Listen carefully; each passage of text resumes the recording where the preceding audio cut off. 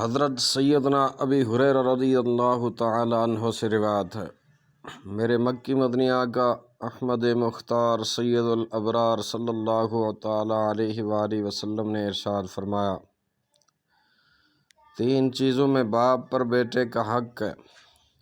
Number 1، بیٹے کے پیدا ہونے پر اس کا خوبصورت نام رکھے، جب عقل مند ہو جائے تو اسے قرآن کریم کی تعلیم دے۔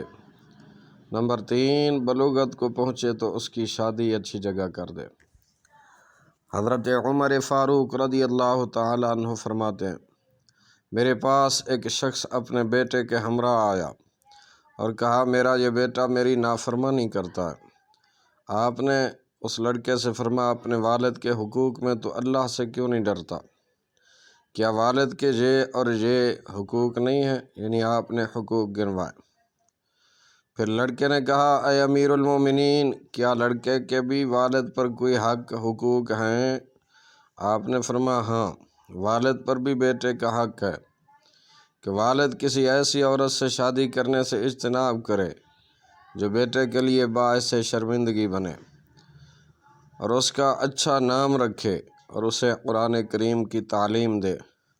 تو لڑکے نے کہا، قسم بخدا، میرے والد نے میری ماں کے معاملے میں بھی اجتناب نہیں کیا۔ وہ ایک لونڈی ہے جس کو انہوں نے 400 درہم میں خریدا تھا، اور نہ میرا نام اچھا رکھا انہوں نے، میرا نام انہوں نے جعل رکھا، یعنی گندگی کا کیڑا، گندا کیڑا۔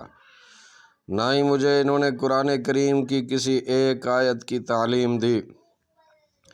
حضرت عمر فاروق رضی اللہ تعالی عنہ اس باپ کی طرف متوجہ ہوئے اور فرمایا، تو کہتا ہے میرا بیٹا نافرمان ہے، حالانکہ تو نے تو اس کی نافرمانی سے پہلے ہی اس کے حقوق سلب کر لیے ہیں، بس اٹھ جاؤ میرے قریب سے۔ برادران اسلام، پتہ چلا کہ اولاد کے حقوق بھی والدین پر ہیں۔ ہر والد کو اس معاملے میں سوچنا چاہیے کہ میں نے اپنی اولاد کے حقوق پورے کیے ہیں یا نہیں کیے۔